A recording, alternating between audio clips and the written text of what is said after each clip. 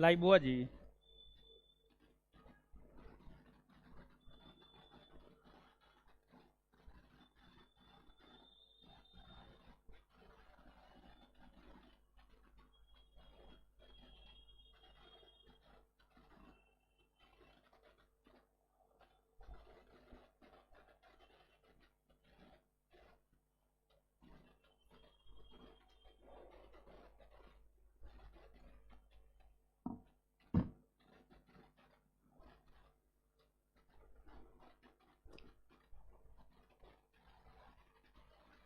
पहले से कर क्या रहा था जी तुम लोग? क्लास लगा करके न रखता। सब आगल पागल यही है लगता है।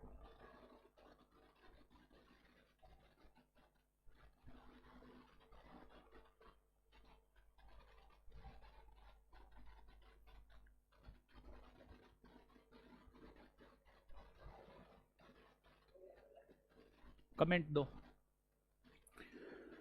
हेलो। चलिए, क्लास तो हो ही रहा है, क्लास कैसे नहीं हो रहा है? तो यही है, ऑनलाइन क्लास हो रहा है। बताइए सब लोग, दिखाई सुनाई दे रहा है? हम दिखाई दे रहे हैं आपको?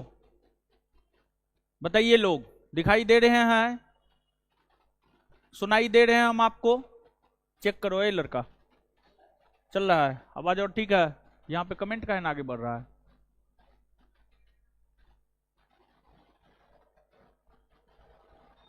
चलिए, दिखाई सुनाई दे ना रहे हैं? चलिए, बहुत बढ़िया। तो आज थोड़ा ऑफलाइन नहीं हुआ, ऑनलाइन ही हो रहा है। थोड़ा पहुंचने में हमको देरी हो जाता वहां पे, इसी वजह से जो है हम जहां भी हैं वहां से जो है आपका ऑनलाइन क्लास ले रहे हैं। तो आ जाइए।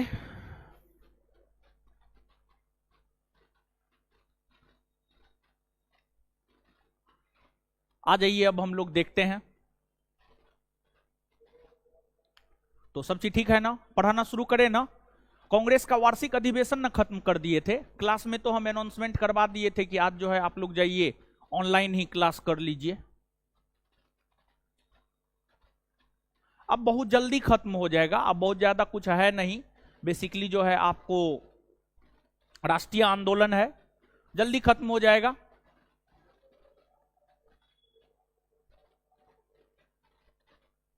पढ़ाए ना? ओह, टेलीग्राम पे मैसेज किया जी क्लास का? टेलीग्राम पे बोलो क्लास का मैसेज कर देगा। टेलीग्राम पे बोलो क्लास का मैसेज कर देगा।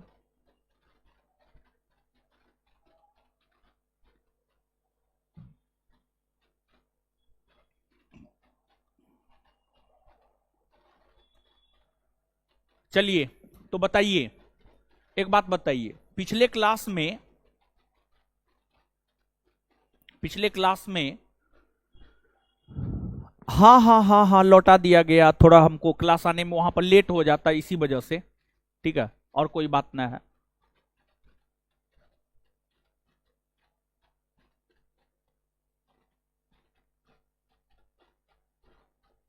मैसेज डलवाया टेलीग्राम पे जी? बोल दिए हैं। तो लास्ट क्लास में आप हमको ये बात बताइए, लास्ट क्लास में अगर देखा जाए तो लास्ट क्लास में जो है कांग्रेस का वार्षिक अधिवेशन न खत्म कर दिए थे। केमिस्ट्री का क्लास तो कल से ही शुरू हो गया है, कल से ही केमिस्ट्री का क्लास जो है शुरू हुआ है। कल से ही केमिस्ट्री का क्लास जो है शुरू हम करवाए हैं।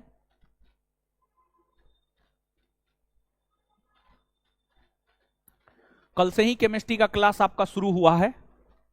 और इस बैच में जब इतिहास खत्म हो जाएगा, और अब जल्द खत्म हो जाएगा, तब आपको यही पढ़ाएंगे, क्या कहते हैं, ज्योग्राफी पढ़ाएंगे, ज्योग्राफी पढ़ाएंगे। ठीक है। तो कांग्रेस का वार्षिक अधिवेशन खत्म हो गया था।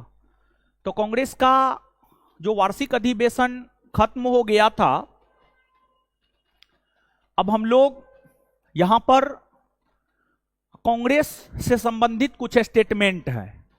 तो कांग्रेस से संबंधित कुछ जो स्टेटमेंट है उस स्टेटमेंट को जो है हम लोग देख लेते हैं और फिर जो है आगे बढ़ेंगे हम लोग। कांग्रेस से संबंधित जो है आपको कुछ स्टेटमेंट है, तो कांग्रेस से संबंधित जो स्टेटमेंट है उस स्टेटमेंट को अब सबसे पहले हम लोग यहां पर देख लेते हैं और फिर उसके बाद जो है हम लोग आगे बढ़ेंगे। तो आइए, कांग्रेस को लेकर के कई सारे स्टेटमेंट अलग अलग विद्वानों के द्वारा दिए गए हैं। तो कांग्रेस को लेकर जो कई सारे स्टेटमेंट अलग अलग विद्वानों के द्वारा दिए गए हैं, उसी स्टेटमेंट को जो है अभी हम लोग देखेंगे।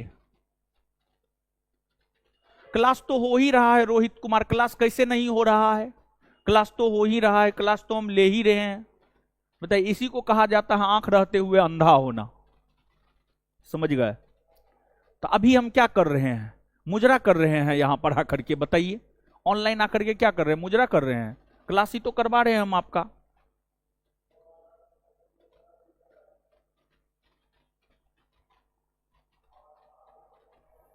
तो समझिएगा अब,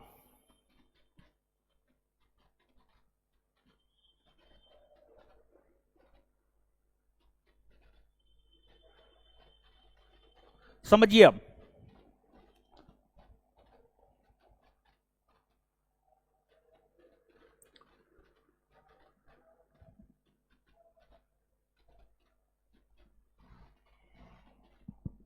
आइए, अब हो गया बहुत आप लोगों का।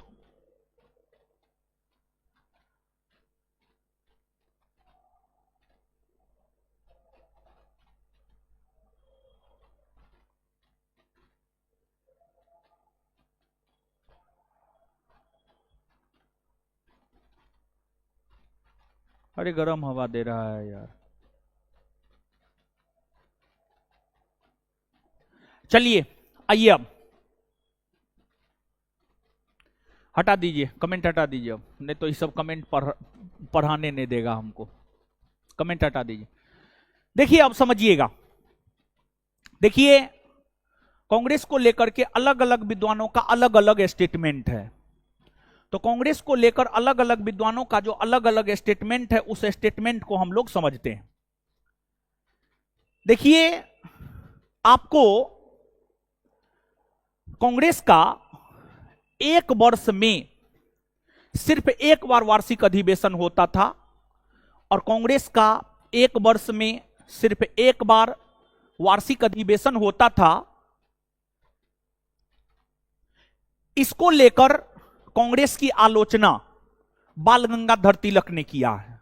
बाल गंगाधर तिलक ने इस बात को लेकर आलोचना किया है कि जो है कांग्रेस का वार्षिक अधिवेशन जो एक वर्ष में एक बार आयोजित होता था, इसको लेकर के बाल गंगाधर तिलक ने जो है कांग्रेस की आलोचना किया है। तो बाल गंगाधर तिलक ने क्या कहा है?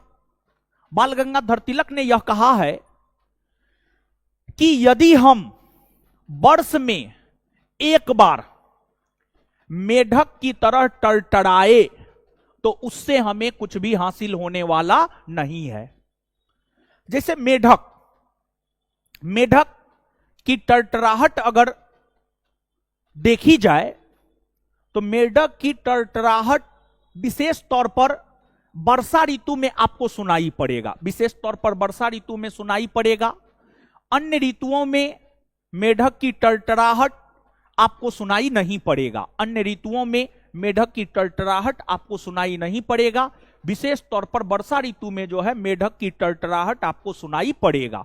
विशेष तौर पर वर्षा ऋतु में मेढक की टड़टड़ाहट आपको सुनाई पड़ेगा, वर्ष में सिर्फ एक बार।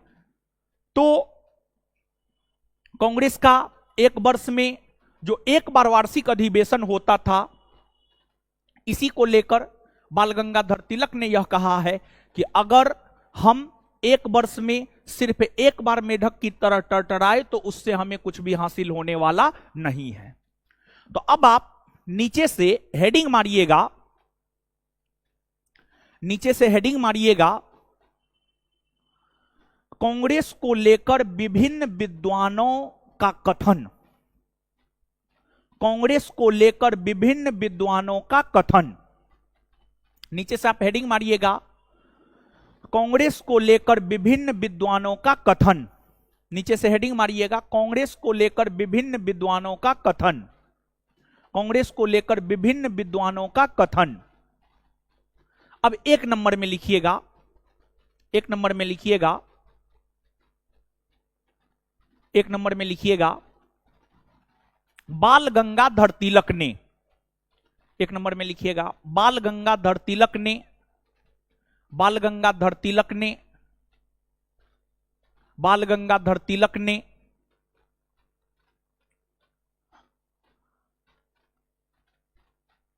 कहा है कि, बाल गंगाधर तिलक ने कहा है कि,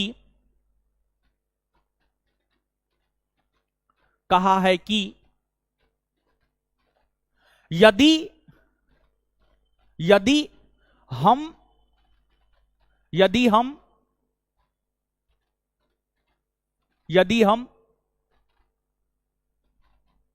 एक वर्ष में, यदि हम एक वर्ष में, एक वर्ष में सिर्फ एक बार, सिर्फ एक बार, सिर्फ एक बार मेढक की तरह, सिर्फ एक बार मेढक की तरह, सिर्फ एक बार मेढक की तरह टरटराए तो, सिर्फ एक बार मेढक की तरह टरटराए तो, सिर्फ एक बार मेढक की तरह टरटराए तो उससे हमें, उससे हमें, उससे हमें कुछ भी, उससे हमें कुछ भी हासिल होने वाला नहीं है, उससे हमें कुछ भी हासिल होने वाला नहीं है, उससे हमें कुछ भी हासिल होने वाला नहीं है, उससे हमें कुछ भी हासिल होने वाला नहीं है, उससे हमें कुछ भी हासिल होने वाला नहीं है, उससे हमें कुछ भी हासिल होने वाला नहीं है। इसके बाद ये तो बाल गंगाधर तिलक का जो विचार था कांग्रेस को लेकर उन्होंने प्रकट किया और वो हमने आपको बतलाया। इसके बाद कांग्रेस को अगर आप शुरुआती पीरियड में पढ़ेंगे, कांग्रेस को अगर आप शुरुआती पीरियड में पढ़ेंगे तो आप यह पाएंगे कि, आप यह पाएंगे कि जो कांग्रेस है सिर्फ शिक्षित लोगों तक सीमित था, सिर्फ शिक्षित लोगों तक सीमित था, सिर्फ कांग्रेस शहर तक सीमित था, कांग्रेस सिर्फ शिक्षित लोगों तक सीमित था, कांग्रेस सिर्फ शहर तक सीमित था। तो इसको लेकर कांग्रेस की आलोचना लाला लाजपत राय ने किया है, इसको लेकर कांग्रेस की आलोचना लाला लाजपत राय ने किया है। और लाला लाजपत राय ने कांग्रेस की आलोचना यह कह करके कहा है कि कांग्रेस का जो सम्मेलन होता है वह शिक्षित भारतीयों के राष्ट्रीय मेलों के समान होता है, शिक्षित भारतीयों के राष्ट्रीय मेला के समान होता है, शिक्षित भारतीयों के राष्ट्रीय मेला के समान होता है। मतलब कांग्रेस के वार्षिक सम्मेलन में जो सिर्फ और सिर्फ शिक्षित भारतीय भाग ले रहे थे, कांग्रेस के वार्षिक सम्मेलन में जो सिर्फ शिक्षित लोग भाग ले रहे थे, इसी को लेकर कांग्रेस की आलोचना लाला लाजपत राय ने किया है। और लाला लाजपत राय ने कांग्रेस की आलोचना करते हुए यह कहा है कि कांग्रेस का सम्मेलन शिक्षित भारतीयों के राष्ट्रीय मेला के समान है। इसके बाद लाला लाजपत राय ने कांग्रेस को लेकर के सेफ्टी बल्ब थ्योरी दिया है। लाला लाजपत राय की अगर आप बात करेंगे तो उन्होंने कांग्रेस को लेकर के safety bulb theory, safety bulb theory, Lala Lajpat Rai ने कांग्रेस को लेकर के सेफ्टी बल्ब थ्योरी दिया है। और लाला लाजपत राय ने कांग्रेस को लेकर जो सेफ्टी बल्ब थ्योरी दिया है, इस थ्योरी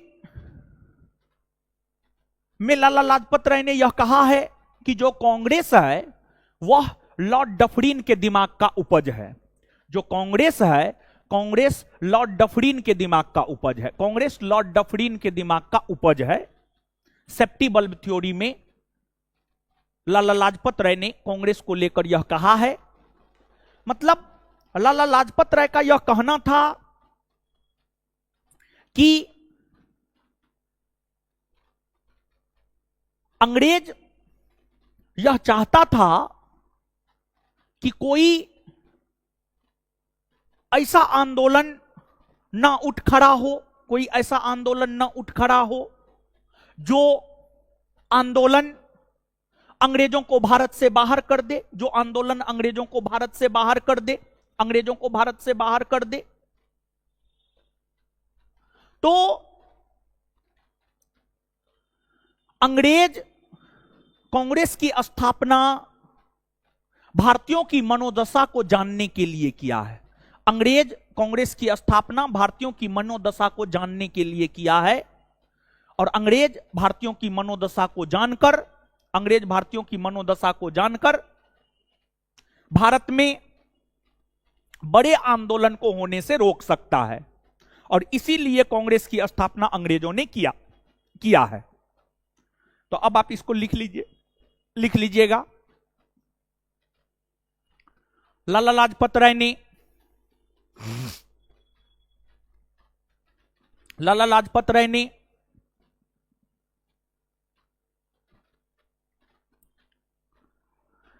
लाला लाजपत राय ने कहा है कि लाला लाजपत राय ने कहा है कि लाला लाजपत राय ने कहा है कि लाला लाजपत राय ने कहा है कि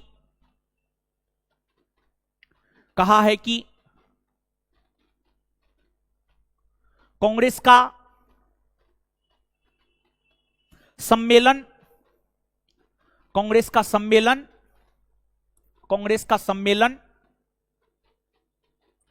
शिक्षित भारतीयों के कांग्रेस का सम्मेलन शिक्षित भारतीयों के कांग्रेस का सम्मेलन शिक्षित भारतीयों के कांग्रेस का सम्मेलन शिक्षित भारतीयों के राष्ट्रीय मेला के समान है। कांग्रेस का सम्मेलन शिक्षित भारतीयों के राष्ट्रीय मेला के समान है। कांग्रेस का सम्मेलन शिक्षित भारतीयों के राष्ट्रीय मेला के समान है। कांग्रेस का सम्मेलन शिक्षित भारतीयों के राष्ट्रीय मेला के समान है। कांग्रेस का सम्मेलन शिक्षित भारतीयों के राष्ट्रीय मेला के समान है। कांग्रेस का सम्मेलन शिक्षित भारतीयों के राष्ट्रीय मेला के समान है। Full stop. नेक्स्ट पॉइंट आप लिखिएगा।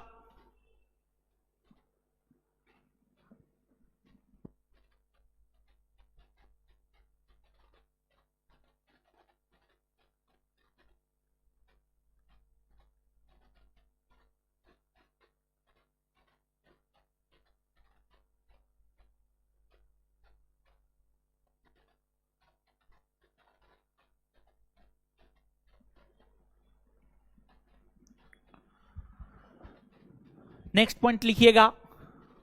नेक्स्ट पॉइंट लिखिएगा।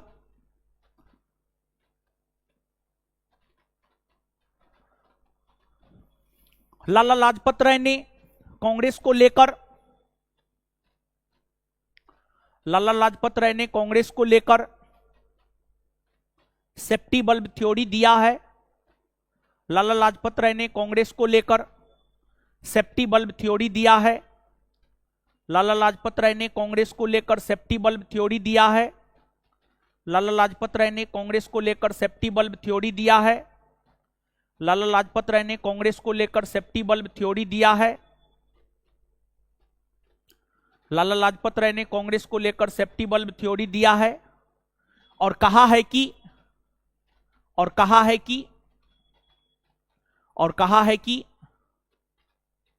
कांग्रेस लॉर्ड डफरिन के दिमाग का उपज है और कहा है कि कांग्रेस लॉर्ड डफरिन के दिमाग का उपज है। कांग्रेस लॉर्ड डफरिन के दिमाग का उपज है। कांग्रेस लॉर्ड डफरिन के दिमाग का उपज है। कांग्रेस लॉर्ड डफरिन के दिमाग का उपज है। कांग्रेस लॉर्ड डफरिन के दिमाग का उपज है। कांग्रेस लॉर्ड डफरिन के दिमाग का उपज है।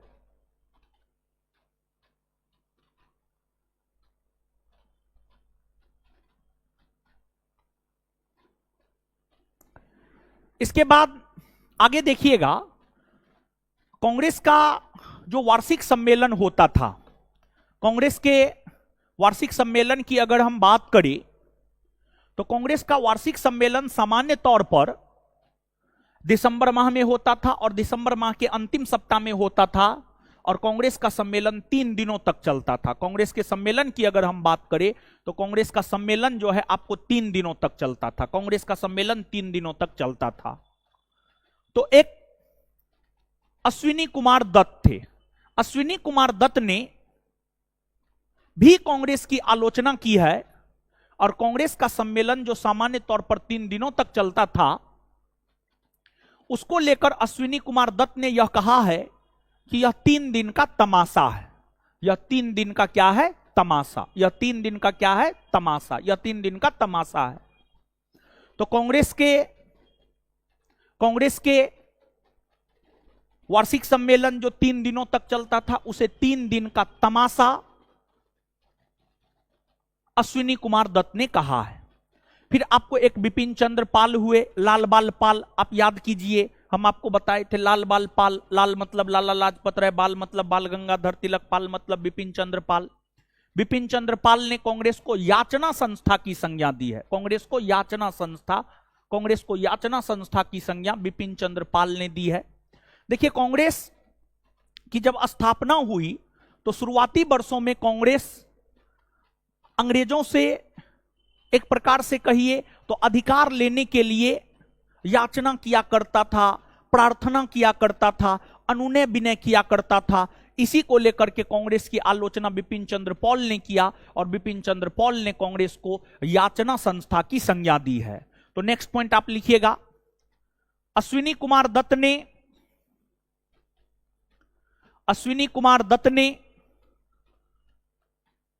कांग्रेस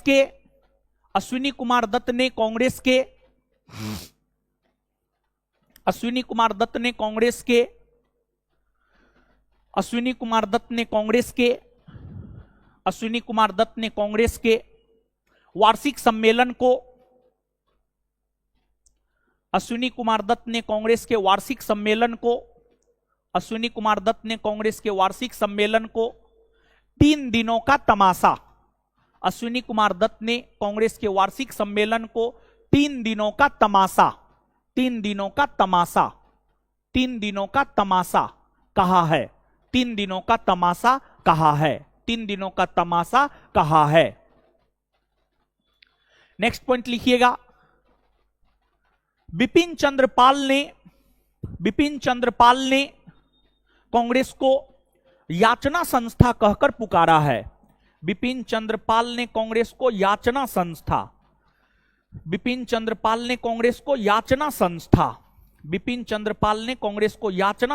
कहकर पुकारा है। बिपिन चंद्र पाल ने कांग्रेस को याचना संस्था कहकर पुकारा है।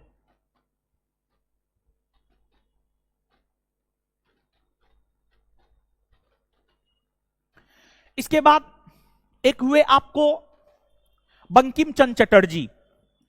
बंकिम चंद्र चटर्जी अपने समय के बहुत बड़े साहित्यकार थे। बंकिम चंद्र चटर्जी की अगर हम बात करें तो अपने समय के बहुत बड़े साहित्यकार थे बंकिम चंद्र चटर्जी, और उनकी ही रचना है आनंद मठ, जिससे वंदे मातरम लिया गया है, जो कि भारत का राष्ट्रीय गीत भी है। तो बंकिम चंद्र चटर्जी ने कांग्रेस के लोगों को लेकर के यह कहा है कि कांग्रेस के लोग पदों के भूखे राजनीतिज्ञ हैं। कांग्रेस के लोग पदों के भूखे हैं। अभी देखिए ना, कांग्रेस पिछले 10 वर्षों से सत्ता में नहीं है, तो कांग्रेस के बहुत सारे कद्दावर नेता पद के वजह से कांग्रेस को छोड़ दिया। तो ऐसा नहीं है कि अभी के ही कांग्रेस के लोग पदों के भूखे हैं, पहले के भी जो कांग्रेस के लोग थे वो पदों के भूखे थे। तो बंकिम चंद्र चटर्जी ने कांग्रेस से जुड़े लोगों को लेकर यह कहा है कि कांग्रेस के लोग पदों के भूखे राजनीतिज्ञ हैं। कांग्रेस के जो लोग हैं वो पदों के भूखे राजनीतिज्ञ हैं। कांग्रेस के लोग पदों के भूखे राजनीतिज्ञ हैं। यह बात जो है आपको बंकिम चंद्र चटर्जी ने कहा है। यह बात आपको बंकिम चंद्र चटर्जी ने कहा है। फिर आपको कांग्रेस की जो नीतियां थी, कांग्रेस की नीतियों की आलोचना अरविंद घोष ने भी किया है। देखिए, खास तौर पर कांग्रेस के भीतर जो भी उग्रवादी आंदोलन से जुड़े नेता थे, उग्रवादी आंदोलन से जुड़े थे लाल बाल पाल, लाला लाजपत राय, बाल गंगाधर तिलक, बिपिन चंद्र पाल, अरविंद घोष, ये सभी कांग्रेस के उग्रवादी विचारधारा से जुड़े हुए थे। और कांग्रेस के उग्रवादी विचारधारा से जुड़े नेताओं ने कांग्रेस की आलोचना की है, उनकी नीति को लेकर। कांग्रेस की जो अनुनय बिने वाली नीति है, हाथ गोर पकड़ कर काम करने वाली जो नीति है कांग्रेस की, उसी को लेकर के कांग्रेस के उदारवादी नेताओं ने, कांग्रेस के उग्रवादी नेताओं ने कांग्रेस की आलोचना किया है।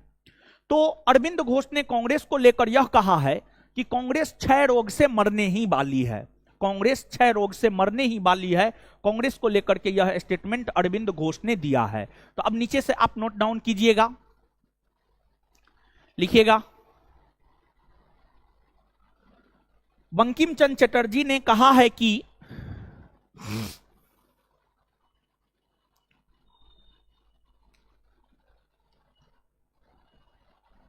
बंकिम चंद्र चटर्जी ने कहा है कि बंकिम चंद्र चटर्जी ने कहा है कि बंकिम चंद्र चटर्जी ने कहा है कि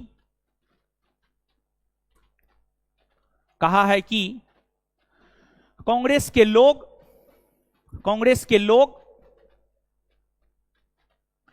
पदों के भूखे राजनीतिज्ञ हैं। कांग्रेस के लोग पदों के भूखे राजनीतिज्ञ हैं। बंकिम चंद्र चटर्जी ने कहा है कि कांग्रेस के लोग पदों के भूखे राजनीतिज्ञ हैं। बंकिम चंद्र चटर्जी ने कहा है कि कांग्रेस के लोग पदों के भूखे राजनीतिज्ञ हैं। बंकिम चंद्र चटर्जी ने कहा है कि कांग्रेस के लोग पदों के भूखे राजनीतिज्ञ हैं। बंकिम चंद्र चटर्जी ने कहा है कि कांग्रेस के लोग पदों के भूखे राजनीतिज्ञ हैं। कांग्रेस के लोग पदों के भूखे राजनीतिज्ञ हैं। नेक्स्ट पॉइंट, अरविंद घोष ने कहा है कि अरविंद घोष ने कहा है कि कांग्रेस क्षय रोग से, अरविंद घोष ने कहा है कि कांग्रेस क्षय रोग से मरने वाली है। अरविंद घोष ने कहा है कि कांग्रेस क्षय रोग से मरने वाली है। अरविंद घोष ने कहा है कि कांग्रेस क्षय रोग से मरने वाली है। तो आप देखेंगे कि कांग्रेस की आलोचना तो भारतीयों ने किया ही, विदेशियों ने भी कांग्रेस की आलोचना की है, जैसे लॉर्ड डफरिन। देखिए, 1887 ईस्वी तक, कांग्रेस की स्थापना 1885 में हुई। 1885 से 1887 तक, 1885 से 1887 तक अगर देखा जाए तो इस अवधि के दौरान तो काफी ठीक ठाक संबंध कांग्रेस के लोग और अंग्रेजों के बीच रहा। लेकिन 1887 के बाद कांग्रेस को लेकर अंग्रेजों का रुख बदलने लगा। कांग्रेस को लेकर अंग्रेजों का रुख बदलने लगा और फिर अंग्रेज कांग्रेस की आलोचना करना शुरू कर दिया। तो लॉर्ड डफरिन ने 1887 ईस्वी में एक आम सभा को संबोधित करते हुए यह कहा कि कांग्रेस अल्प जनसंख्या या सूक्ष्मदर्शी जनसंख्या या कम जनसंख्या का प्रतिनिधित्व करने वाली संगठन है। कांग्रेस अल्प जनसंख्या या कम जनसंख्या या सूक्ष्मदर्शी जनसंख्या का प्रतिनिधित्व करने वाली संगठन है। यह कहकर कांग्रेस का मजाक उड़ाने का काम जो है आपको लॉर्ड डफरिन ने किया। फिर आपको आगे चलकर एक भारतीय वायसराय हुए लॉर्ड कर्जन। लॉर्ड कर्जन ने भी कांग्रेस के ऊपर टिप्पणी किया है, कांग्रेस की आलोचना किया है। लॉर्ड कर्जन की अगर हम बात करें तो कर्जन ने कांग्रेस को लेकर यह कहा है कि कांग्रेस का महल भरभरा कर गिरने वाली है, कांग्रेस का महल भरभरा कर गिरने वाली है। हमारी इच्छा है कि हम कांग्रेस की मृत्यु में उसका साथ दे सके। कांग्रेस की महल भरभरा कर गिरने वाली है, हमारी इच्छा है कि हम कांग्रेस की मृत्यु में उसका साथ दे सके, कांग्रेस की मृत्यु में उसका साथ दे सके। यह बात कांग्रेस को लेकर के लॉर्ड कर्जन ने कहा है और यह स्टेटमेंट काफी प्रसिद्ध स्टेटमेंट है। बीपीएससी इसको 2 से 3 बार पूछ दिया है और भी अनेकों परीक्षा है जो लॉर्ड कर्जन के इस स्टेटमेंट को पूछा है। और कांग्रेस को लेकर और भी कई सारे विद्वानों ने कई सारी बातें कही है, लेकिन मुख्य तौर पर ये जो 5, 7, 10 प्रमुख स्टेटमेंट है उससे हमने आपको अवगत करवाया है। तो अब आप नीचे से लिखिएगा, नीचे से लिखिएगा। लॉर्ड डफरिन ने लॉर्ड डफरिन ने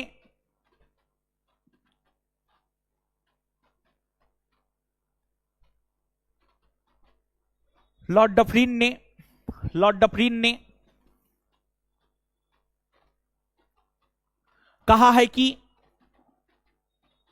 कांग्रेस लॉर्ड डफरिन ने कहा है कि कांग्रेस सूक्ष्मदर्शी जनसंख्या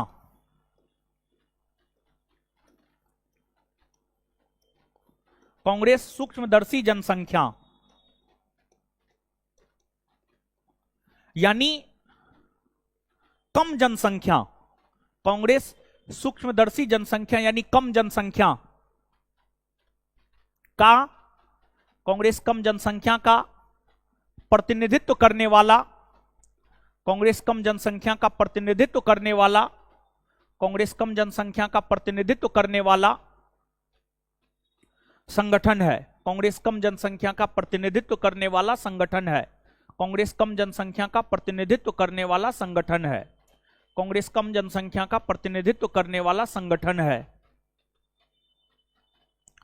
नेक्स्ट पॉइंट,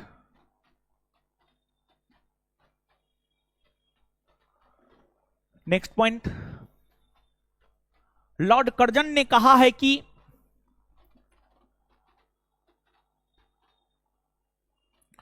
लॉर्ड कर्जन ने कहा है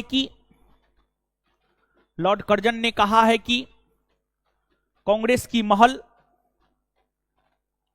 लॉर्ड कर्जन ने कहा है कि कांग्रेस का महल भरभरा कर गिरने वाला है। कांग्रेस का महल भरभरा कर गिरने वाला है। कांग्रेस का महल भरभरा कर गिरने वाला है। कांग्रेस का महल भरभरा कर गिरने वाला है। हमारी इच्छा है कि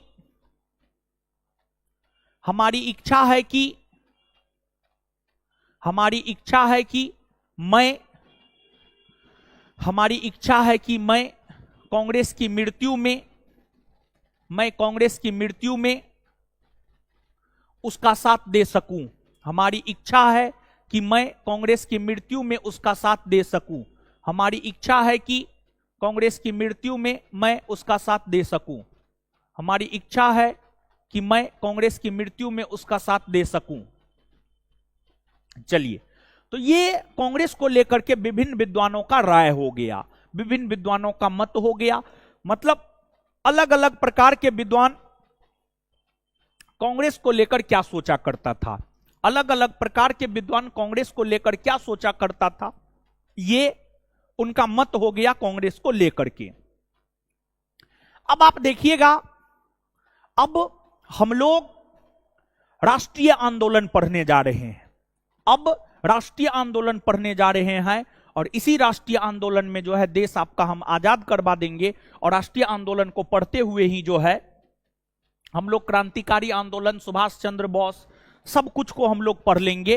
तो अब मेन चैप्टर भारतीय इतिहास का और सबसे महत्वपूर्ण और लगभग आप मान के चलिए लास्ट, इसके बाद भी 1-2 और चैप्टर है, लेकिन मुख्य चैप्टर आपको यही है, राष्ट्रीय आंदोलन। राष्ट्रीय आंदोलन,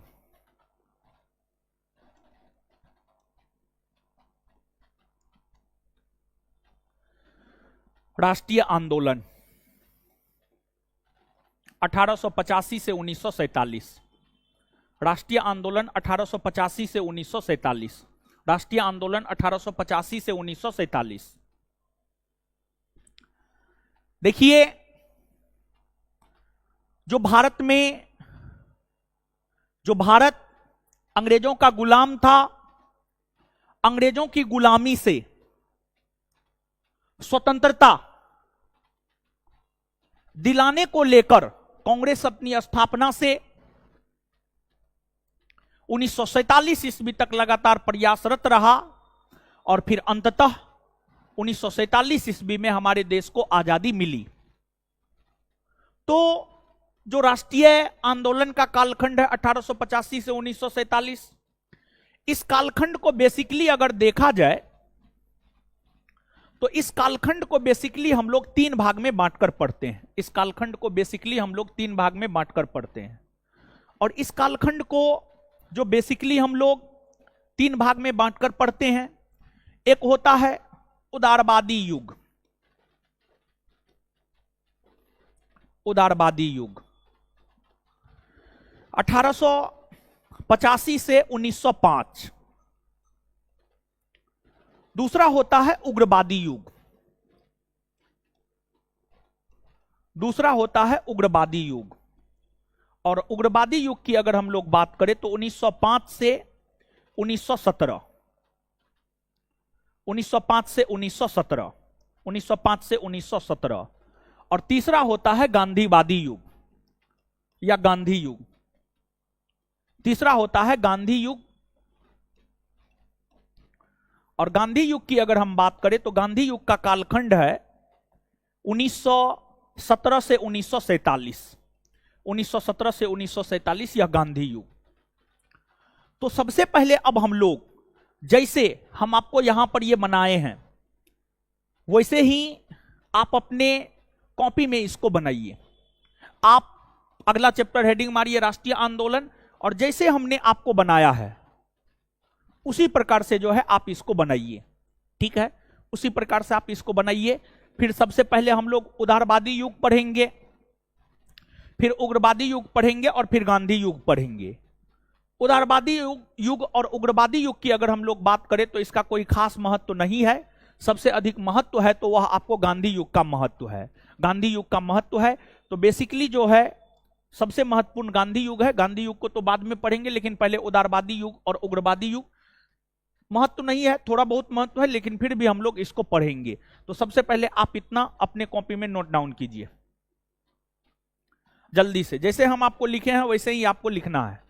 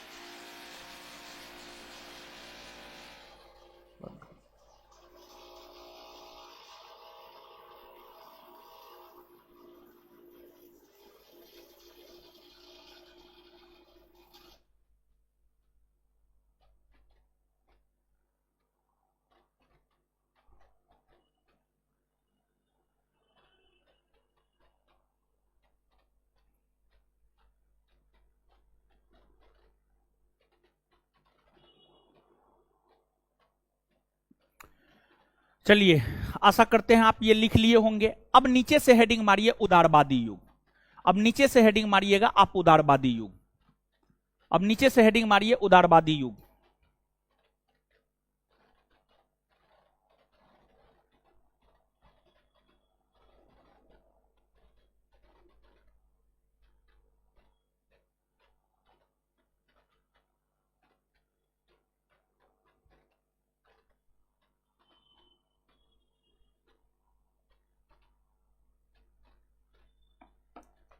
नीचे से हेडिंग मारिएगा उदारवादी युग, नीचे से हेडिंग मारिए उदारवादी युग, उदारवादी युग।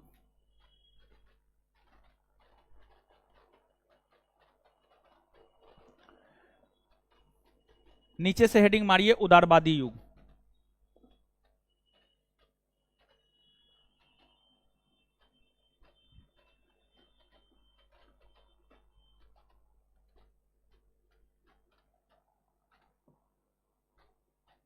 नीचे से हेडिंग मारिए उदारवादी युग। अब आइएगा उदारवादी युग को हम लोग पढ़ते हैं। देखिए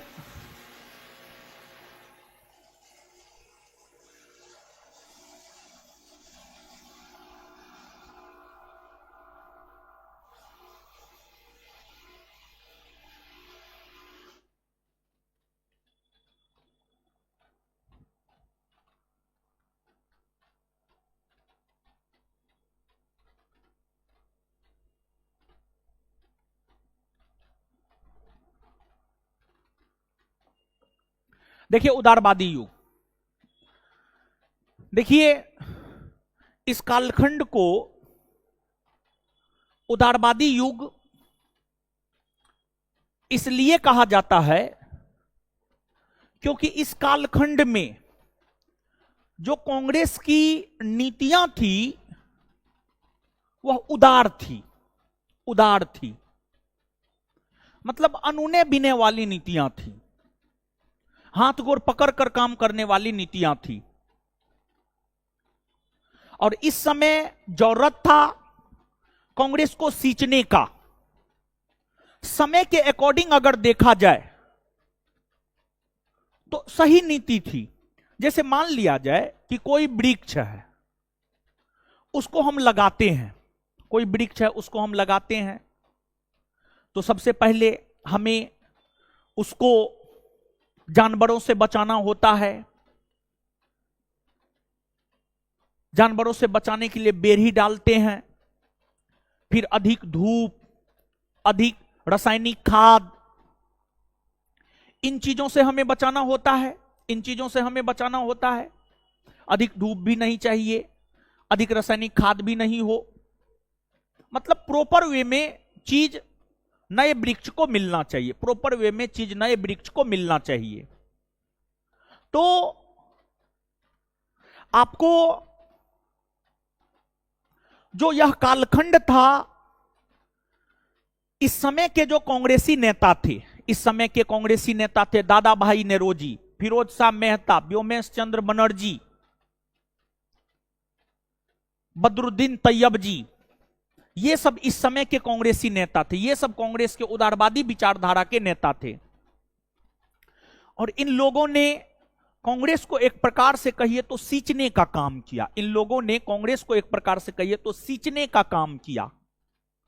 और अंग्रेजी सरकार से अनुनय विनय, प्रार्थना पत्र, स्मरण पत्र के माध्यम से अपनी मांगों को मनवाने का इन लोगों ने प्रयास किया।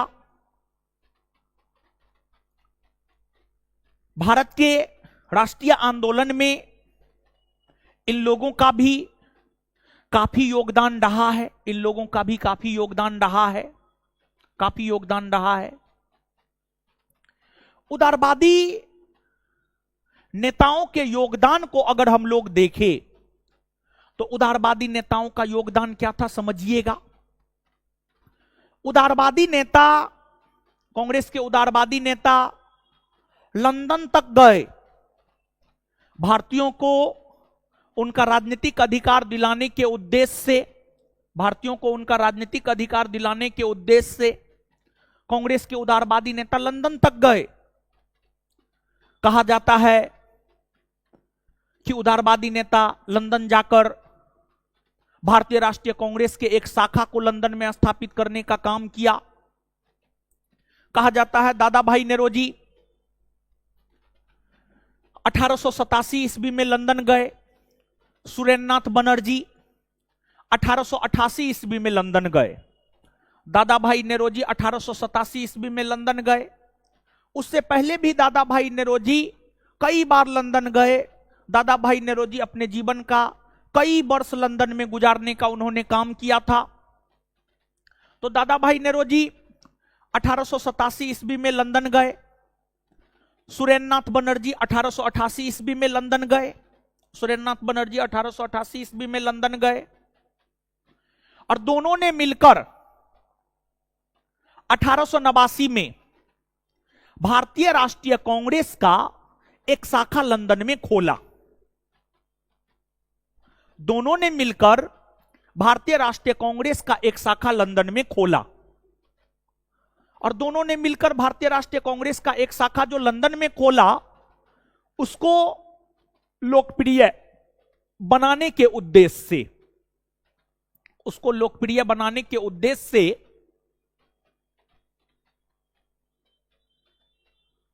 एक पत्रिका भी निकाला। उस पत्रिका का नाम था इंडिया। उस पत्रिका का नाम था इंडिया।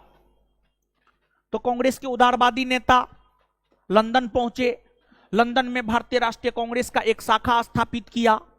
उसको लोकप्रिय बनाने के लिए एक पत्रिका निकाला, जिस पत्रिका के माध्यम से भारतीयों को उसका राजनीतिक हक और अधिकार दिलाने को लेकर लंदन में आवाज बुलंद करने का काम कांग्रेस के उदारवादी नेताओं ने किया। लेकिन इन चीजों से बहुत फायदा नहीं देखने को मिल रहा था। तत्पश्चात कांग्रेस के उदारवादी नेताओं ने यह तय किया कि हम हाउस ऑफ कॉमन का चुनाव लड़ेंगे और हाउस ऑफ कॉमन का सदस्य बनकर सदन के भीतर भारतीयों के हक और अधिकार दिलाने को लेकर आवाज बुलंद करेंगे। जैसे अरविंद केजरीवाल, आप याद कीजिए, अरविंद केजरीवाल अन्ना हजारे आंदोलन से चर्चा में आए और अन्ना हजारे जी को तो राजनीति से कोई बहुत ज्यादा लेना देना था नहीं। तो अन्ना हजारे के समर्थकों में अरविंद केजरीवाल थे और अरविंद केजरीवाल इस विचारधारा के थे कि सिस्टम के भीतर घुसकर सिस्टम का विरोध करेंगे। तो उसी प्रकार से कांग्रेस के अगर उदारवादी नेताओं की हम बात करें तो कांग्रेस के उदारवादी नेता सिस्टम के भीतर घुसकर सिस्टम का विरोध करना चाहते थे और इसी वजह से कांग्रेस के उदारवादी नेता हाउस ऑफ कॉमन्स का चुनाव लड़ रहे थे। जैसे भारत में संसद का 2 सदन, एक लोकसभा और एक राज्यसभा होता है, उसी प्रकार से ब्रिटेन में संसद का 2 सदन, एक हाउस ऑफ कॉमन और एक हाउस ऑफ लॉर्ड्स होता है। भारत के लोकसभा की तुलना ब्रिटेन के हाउस ऑफ कॉमन से की जाती है। हाउस ऑफ कॉमन का चुनाव लड़ने वाला प्रथम भारतीय व्योमेश चंद्र बनर्जी हुआ, जो चुनाव हार गया। हाउस ऑफ कॉमन का चुनाव लड़ने वाला प्रथम भारतीय अगर देखा जाए तो प्रथम भारतीय व्योमेश चंद्र बनर्जी हुआ, जो चुनाव हार गया। लेकिन आगे चलकर दादा भाई नेरोजी ने हाउस ऑफ कॉमन का चुनाव लड़ा और दादा भाई नेरोजी के विषय में कहा जाता है कि दादा भाई नेरोजी के विषय में कहा जाता है कि दादा भाई नेरोजी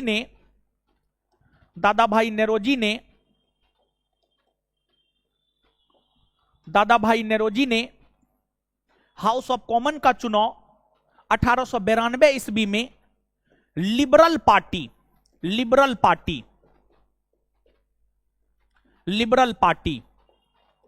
यानी उदारवादी पार्टी, लिबरल पार्टी को ही हिंदी में हम लोग उदारवादी पार्टी कहते हैं,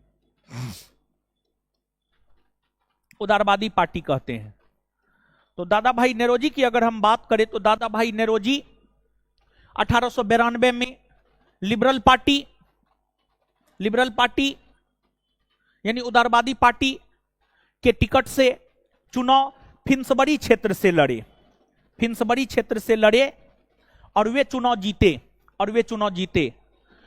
और दादा भाई नेरोजी की हम बात करें तो दादा भाई नेरोजी हाउस ऑफ कॉमन के सदस्य बनने वाले प्रथम भारतीय हुए। दादा भाई नेरोजी हाउस ऑफ कॉमन के सदस्य बनने वाले प्रथम भारतीय हुए और दादा भाई नेरोजी 1892 से 1895 ईस्वी तक हाउस ऑफ कॉमन्स के सदस्य बने रहे और हाउस ऑफ कॉमन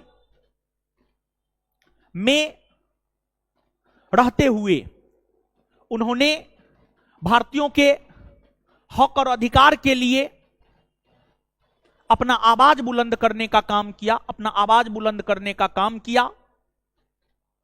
और दादा भाई नेरोजी के विषय में कहा जाता है कि इन्होंने ही पहली बार 1867-68 ईस्वी में 1867-68 दादा भाई नेरोजी ने ही पहली बार 1867-68 ईस्वी में दादा भाई नेरोजी ने ही पहली बार 1867-68 ईस्वी में भारत के लिए राष्ट्रीय आय की गणना किया, भारत के लिए राष्ट्रीय आय की गणना किया।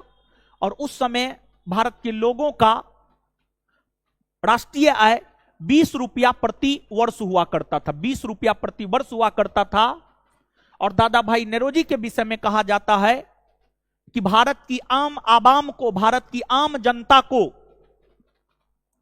आर्थिक तौर पर अगर किसी ने जागरूक किया है तो उनका नाम है दादा भाई नेरोजी। भारत की आम जनता को आर्थिक तौर पर अगर किसी ने जागरूक किया है तो वो दादा भाई नेरोजी है। और दादा भाई नेरोजी की अगर हम बात करें तो दादा भाई नेरोजी ने ही धन के निष्कासन का सिद्धांत दिया है। दादा भाई नेरोजी की हम बात करें तो इन्होंने ही धन के निष्कासन का सिद्धांत दिया है। धन के निष्कासन, धन के निष्कासन, धन के निष्कासन का सिद्धांत जो है आपको दादा भाई नेरोजी ने दिया है।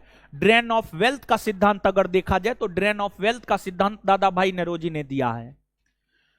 और इस सिद्धांत के जरिए दादा भाई नेरोजी यह समझाना चाह रहे थे, ड्रेन ऑफ वेल्थ के सिद्धांत, धन के निष्कासन सिद्धांत के अंतर्गत दादा भाई नेरोजी यह बतलाना चाह रहे थे किस प्रकार भारत से, भारत का धन बाहर जा रहा है लेकिन उससे भारतीयों को किसी भी प्रकार का कोई मुनाफा नहीं हो रहा है, कोई लाभ नहीं हो रहा है।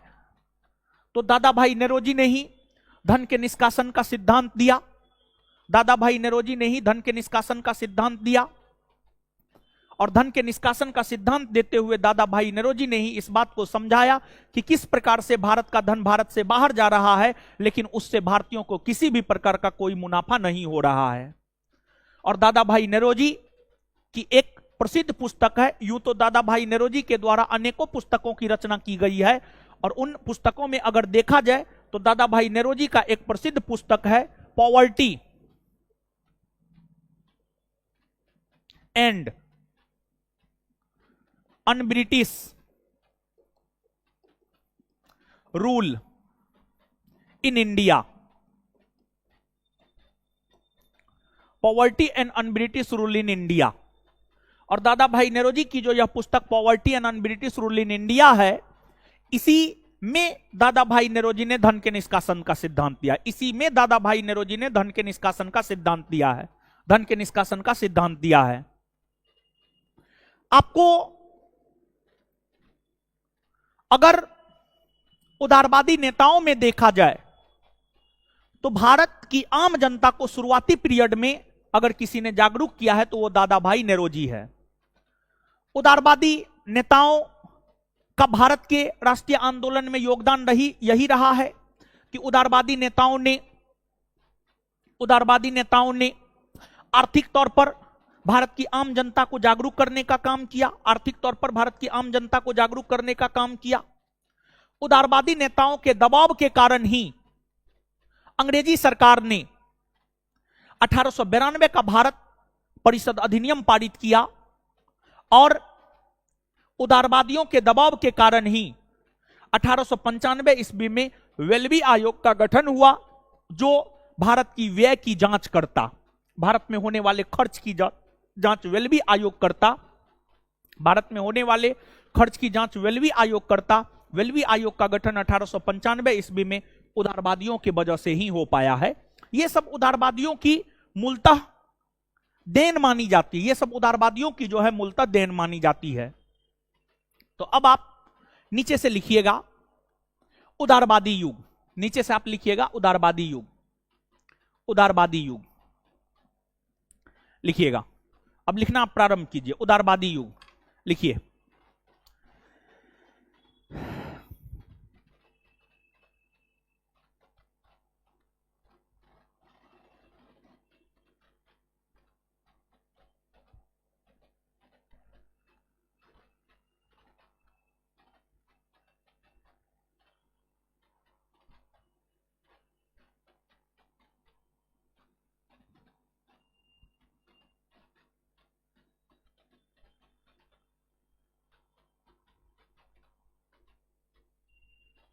लिखिएगा।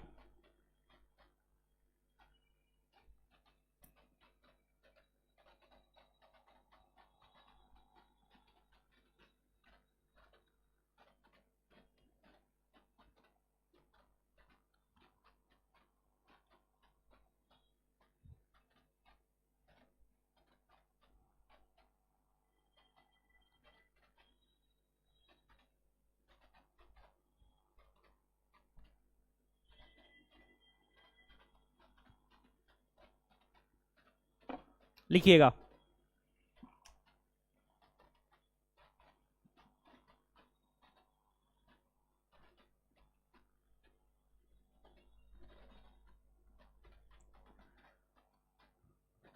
अठारह सौ पचासी से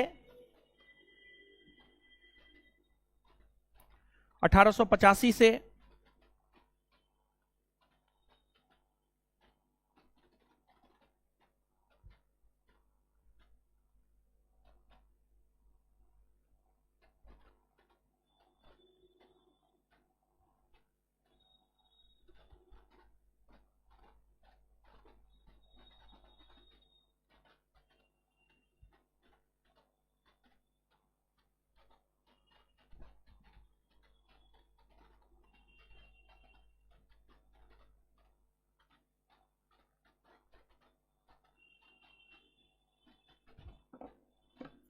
1885 से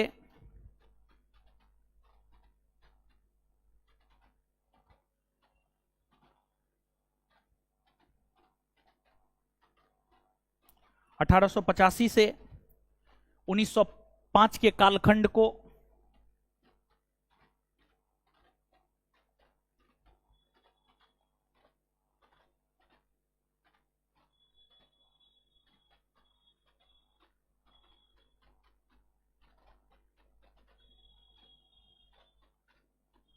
1885 से 1905 के कालखंड को उदारवादी युग कहा जाता है।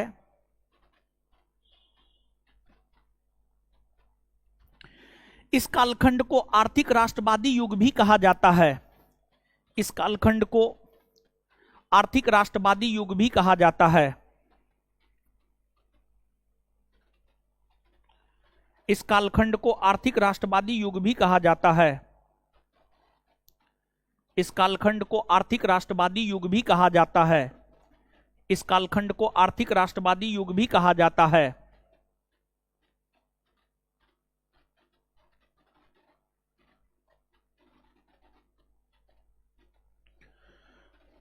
इस कालखंड को आर्थिक राष्ट्रवादी युग भी कहा जाता है।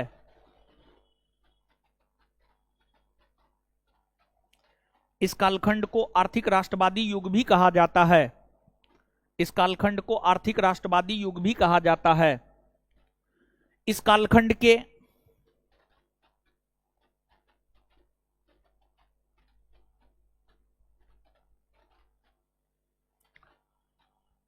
इस कालखंड के प्रमुख नेता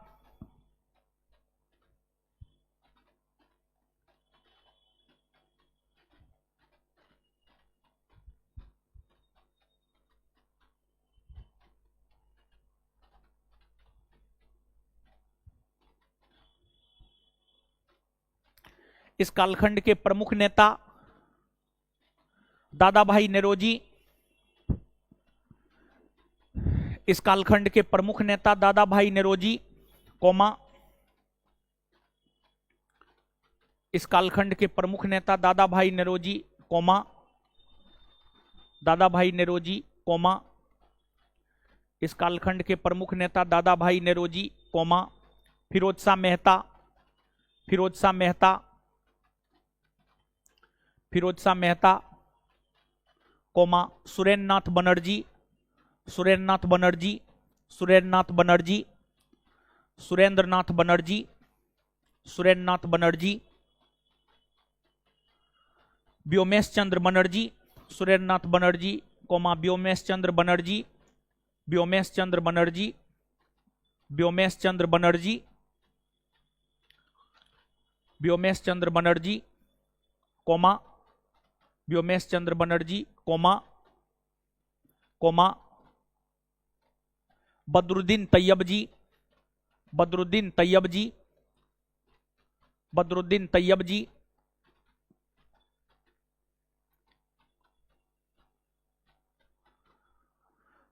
बदरुद्दीन तैयब जी,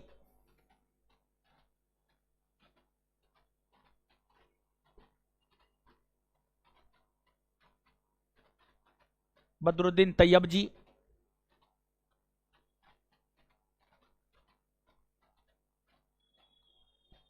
इत्यादि हुए, इत्यादि हुए, इत्यादि हुए।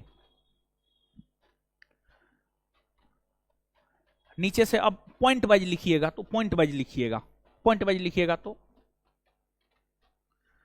1887 ईस्वी में दादा भाई नेरोजी,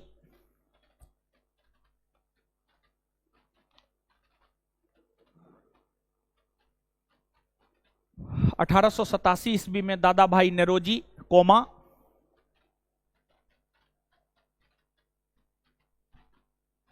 कोमा,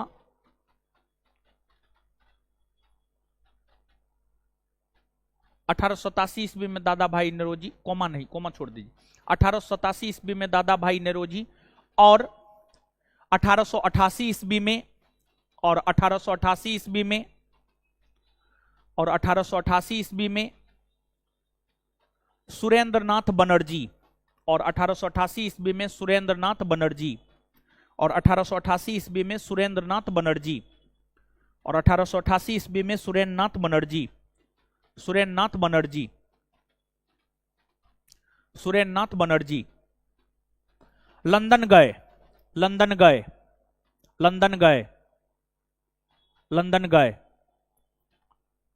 1887 ईस्वी में दादा भाई नेरोजी और 1888 ईस्वी में सुरेंद्रनाथ बनर्जी लंदन गए, फुल स्टॉप, लंदन गए, फुल स्टॉप।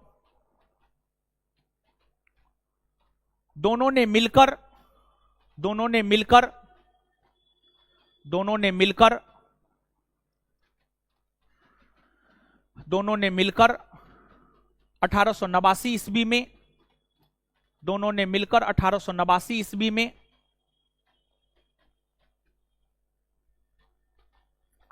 दोनों ने मिलकर 1889 ईस्वी में, दोनों ने मिलकर 1889 ईस्वी में, दोनों ने मिलकर 1889 ईस्वी में लंदन में, लंदन में, लंदन में, लंदन में, लंदन में भारतीय राष्ट्रीय कांग्रेस के, भारतीय राष्ट्रीय कांग्रेस के, लंदन में भारतीय राष्ट्रीय कांग्रेस के,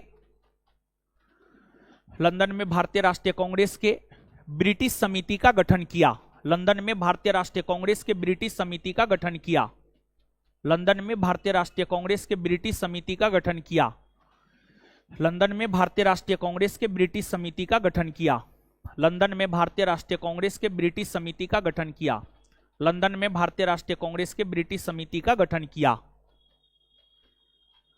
तथा इसको लोकप्रिय बनाने हेतु, तथा इसको लोकप्रिय बनाने हेतु, तथा इसको लोकप्रिय बनाने हेतु, तथा इसको लोकप्रिय बनाने हेतु 1890 ईस्वी में, तथा इसको लोकप्रिय बनाने हेतु 1890 ईस्वी में, तथा इसको लोकप्रिय बनाने हेतु 1890 ईस्वी में, तथा इसको लोकप्रिय बनाने हेतु 1890 ईस्वी में, तथा इसको लोकप्रिय बनाने हेतु 1890 ईस्वी में, 1890 ईस्वी में, 1890 ईस्वी में इंडिया नामक पत्रिका निकाला, तथा इसको लोकप्रिय बनाने हेतु 1890 ईस्वी में इंडिया नामक पत्रिका निकाला, तथा इसको लोकप्रिय बनाने हेतु 1890 ईस्वी में इंडिया नामक पत्रिका निकाला, तथा इसको लोकप्रिय बनाने हेतु 1890 ईस्वी में इंडिया नामक पत्रिका निकाला,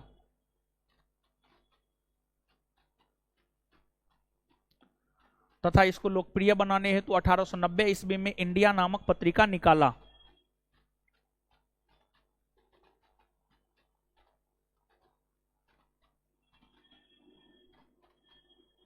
तथा इसको लोकप्रिय बनाने हेतु 1890 ईस्वी में इंडिया नामक पत्रिका निकाला, तथा इसको लोकप्रिय बनाने हेतु 1890 ईस्वी में इंडिया नामक पत्रिका निकाला। इंडिया नामक पत्रिका निकाला। इंडिया नामक पत्रिका निकाला। इंडिया नामक पत्रिका निकाला।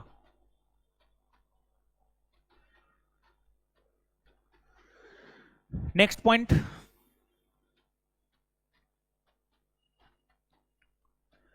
ब्रिटिश हाउस ऑफ कॉमन्स का चुनाव लड़ने वाला प्रथम भारतीय।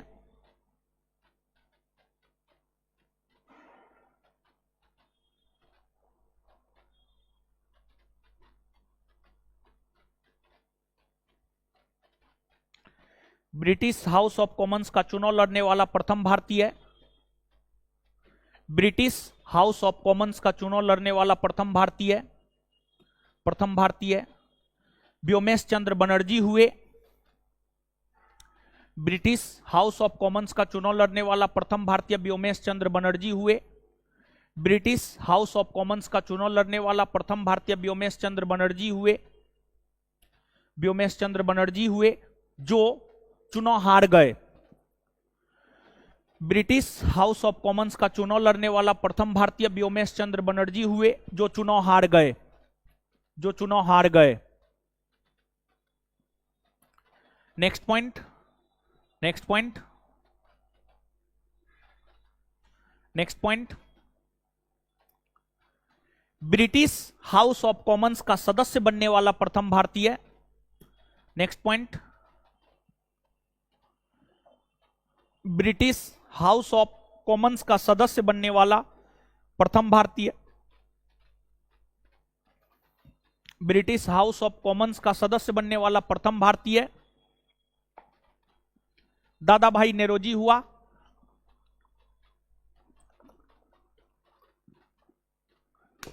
दादा भाई नेरोजी हुआ।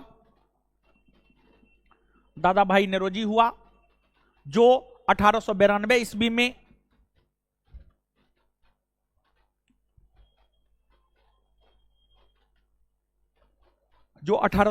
ईस्वी में फिन्सबरी क्षेत्र से, जो 1892 ईस्वी में फिन्सबरी क्षेत्र से, जो 1892 ईस्वी में फिन्सबरी क्षेत्र से, फिन्सबरी क्षेत्र से liberal party, liberal party, liberal party,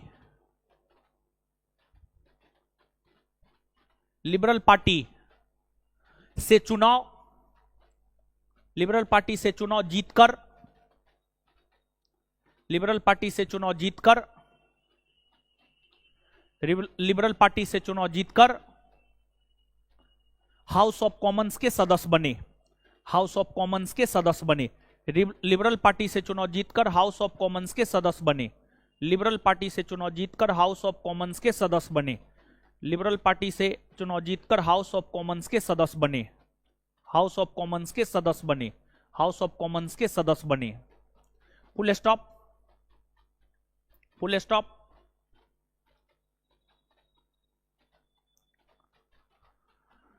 दादा भाई नेरोजी ने,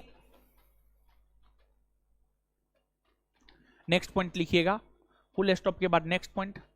दादा भाई नेरोजी ने poverty and un-British rule in India, दादा भाई नेरोजी ने poverty and un-British rule in India,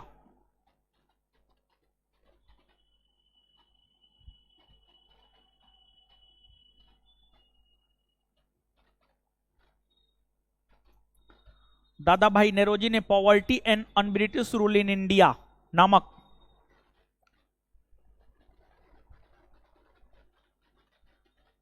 नामक पुस्तक की रचना किया है। पुस्तक की रचना किया है। पुस्तक की रचना किया है। इसी पुस्तक में उन्होंने धन के निष्कासन का सिद्धांत दिया है। इसी पुस्तक में उन्होंने धन के निष्कासन का सिद्धांत दिया है। इसी पुस्तक में उन्होंने धन के निष्कासन का सिद्धांत दिया है। इसी पुस्तक में उन्होंने धन के निष्कासन का सिद्धांत दिया है। इसी पुस्तक में उन्होंने धन के निष्कासन का सिद्धांत दिया है। इसी पुस्तक में उन्होंने धन के निष्कासन का सिद्धांत दिया है। इसी पुस्तक में उन्होंने धन के निष्कासन का सिद्धांत दिया है। इस सिद्धांत के जरिए ही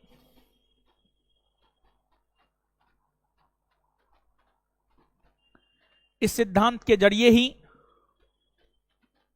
इस सिद्धांत के जरिए ही दादा भाई नेरोजी ने इस सिद्धांत के जरिए ही दादा भाई नेरोजी ने इस सिद्धांत के जरिए ही दादा भाई नेरोजी ने यह समझाया कि इस सिद्धांत के जरिए ही दादा भाई नेरोजी ने यह समझाया कि इस सिद्धांत के जरिए ही दादा भाई नेरोजी ने यह समझाया कि किस प्रकार इस सिद्धांत के जरिए ही दादा भाई नेरोजी ने यह समझाया कि किस प्रकार भारत से भारतीयों का धन बाहर जा रहा है। किस प्रकार भारत से भारतीयों का धन बाहर जा रहा है। किस प्रकार भारत से भारतीयों का धन बाहर जा रहा है। किस प्रकार भारत से भारतीयों का धन बाहर जा रहा है। किस प्रकार भारत से भारतीयों का धन बाहर जा रहा है। किस प्रकार भारत से भारतीयों का धन बाहर जा रहा है। लेकिन उससे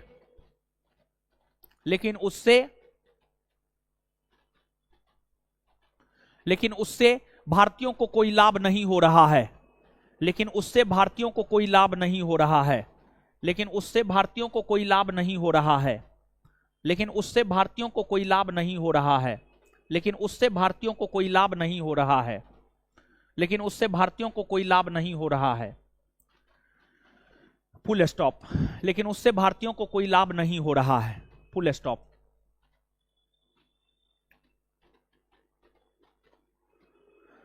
नेक्स्ट पॉइंट, दादा भाई नेरोजी ने ही पहली बार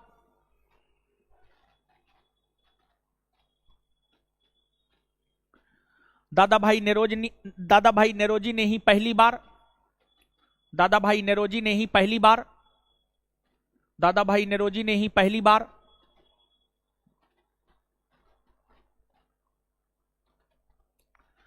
1867-68 ईस्वी में दादा भाई नेरोजी ने ही पहली बार 1867-68 ईस्वी में दादा भाई नेरोजी ने ही पहली बार 1867-68 ईस्वी में दादा भाई नेरोजी ने ही पहली बार 1867-68 ईस्वी में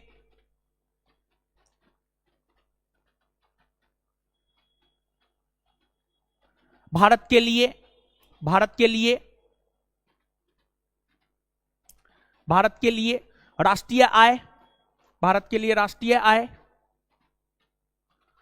लिए राष्ट्रीय आय भारत के लिए राष्ट्रीय आय की गणना भारत के लिए राष्ट्रीय आय की गणना किया है। भारत के लिए राष्ट्रीय आय की गणना किया है।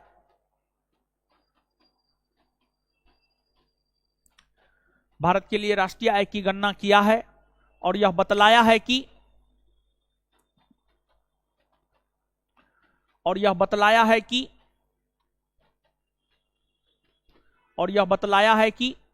भारत का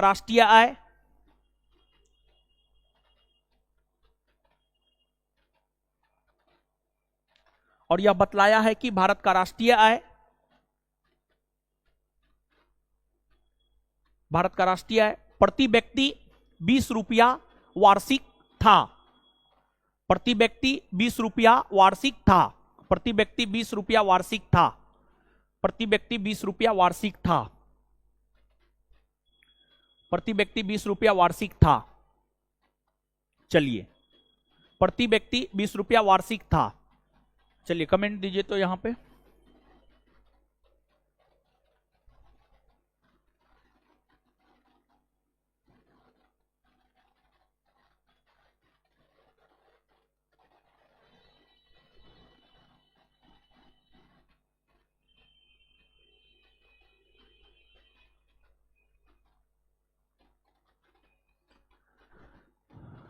चलिए तो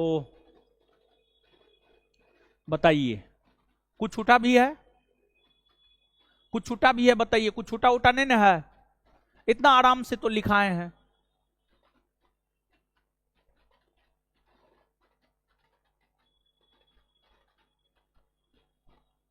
नो, चलिए ठीक है, बहुत बढ़िया, नहीं छूटा है। अब जो है आप इसको अपने से रिवाइज कर लीजिएगा, अभी तुरंत इसको जो है अपने से रिवाइज कर लीजिएगा, और फिर मिलते हैं अगले क्लास में, ठीक है? मिलते हैं अगले क्लास में, और संस्थान के टेलीग्राम चैनल से जो है आप लोग जुड़े रहिएगा, संस्थान के टेलीग्राम चैनल से जुड़े रहिएगा, क्लास चलता रहेगा, कोई दिक्कत नहीं है। टेलीग्राम चैनल पर सभी प्रकार का सूचना जो है आपको दिया जाएगा। चलिए ठीक है, धन्यवाद, मिलते हैं अगली क्लास में।